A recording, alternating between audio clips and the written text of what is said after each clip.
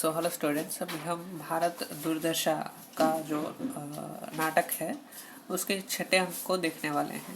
तो इसमें क्या है कि एक वन का मध्य भाग है, वहाँ पे भारत एक पेड़ के नीचे अचेत पड़ा हुआ है। तभी भारत भाग्य का प्रवेश होता है। वो भारत भाग्य जो है गाता हुआ चला आ रहा है। ठीक है, वो इस प्रकार से गा रहा है कि जागो रे भाई सोवत निसी पेश गवाई, जागो रे भाई। ठीक है, तो इस प्रकार से वो गाते हुए चला आ रहा है और वो भारत को जगाने का प्रयास करता है, लेकिन फिर भी वो नहीं जगता, इसलिए भारत भाग्य उदास हो जाता है। ठीक है, तो वो इस प्रकार कहता है, हाय भारत को आज क्या हो गया है, क्या निस्संदेह जो भगवान है वो इससे रूठा हुआ है। तो इस प्रकार से वो दुखी होता है। ठीक है, और कहता है कि जो भारत एक समय पर अपने नाम के लिए बहुत प्रसिद्ध था, वो आज कैसा अचेत पड़ा हुआ है। इस प्रकार से वो कहते हुए भारत के इतिहास को याद करता है। ठीक है, तो इस प्रकार से भारत के इतिहास को याद किया जा रहा है इस काव्य में, जो कि यहाँ पर आपको देखने को मिलता है। ठीक है,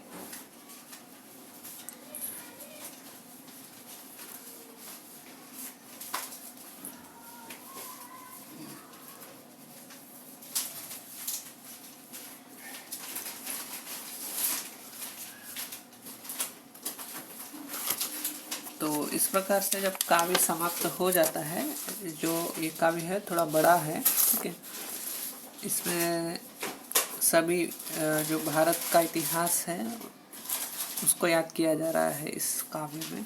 ठीक है, इसको अच्छे से पढ़ लीजिएगा क्योंकि ये थोड़ा इम्पोर्टेंट है। एटलीस्ट आपको इसका मीनिंग थोड़ा याद होना चाहिए। ठीक है,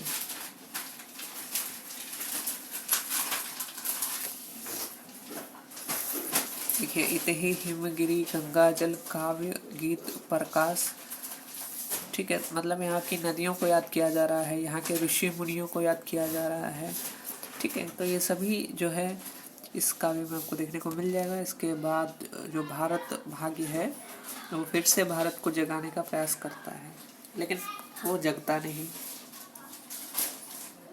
ठीक है, तो वो कहता है कि हाँ, भारतवर्ष को ऐसी महानिद्रा ने घेरा है कि अब उसे उठाने की आशा नहीं है। ठीक है, सच है, जो जान मतलब अपने से सोने का नाटक करते हैं उसको कोई कैसे ही जगा सकता है। ठीक है, इस प्रकार से कह के वो जो है दुखी हो जाता है, और दुखी होने के बाद अपने आप क्या करता है,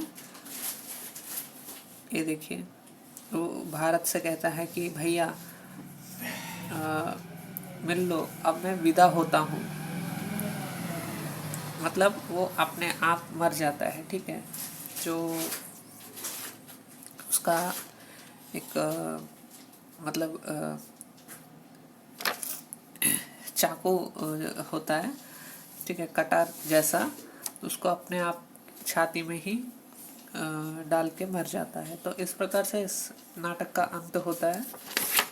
ठीक है, क्योंकि वो भारत को नहीं जगा पाता, इसलिए बहुत दुखी होता है भारत भाग्य, और अपने आप ही मर जाता है। यहाँ पे प्रतीकात्मकता ये है कि जो भारत है उसको जगाने के लिए उसका भाग्य आता है। ठीक है, लेकिन फिर भी भारत के लोग नहीं जगते, तो वो भारत भाग्य जो है वो चला जाता है। तो इस प्रकार से प्रतीकात्मक नाटक है ये। तो इसको पूरा पढ़िए बुक को, तभी आपको अच्छे से समझ में आएगा। ठीक है, मतलब ये जो नाटक है इतना इम्पोर्टेंट है कि आपको पूरा बुक एक बार पढ़ लेना चाहिए। ठीक है, तो इस प्रकार क्वेश्चन बन सकते हैं कि छठे अंक के आखिर में क्या हुआ, ऐसा प्रश्न बन सकता है। ठीक है, तो याद रखना है आपको कहाँ पे क्या हो रहा है, कौन सा स्थान है, पात्र का नाम क्या है, उसने क्या किया है, और हो सके तो थोड़ा बहुत ये पोयम का मीनिंग भी थोड़ा समझिए। उतना मतलब मुझे नहीं लगता कि उतना आएगा, लेकिन मीनिंग समझ के पढ़िए पोएम, ठीक है। अच्छा है पोएम, बहुत कठिन नहीं है, ठीक है। ये भी देख लीजिए एक बार, ठीक। तो ऐसा है, तो चलिए चलते हैं, फिर से मिलेंगे अगले क्लास में। तब तक के लिए थैंक यू।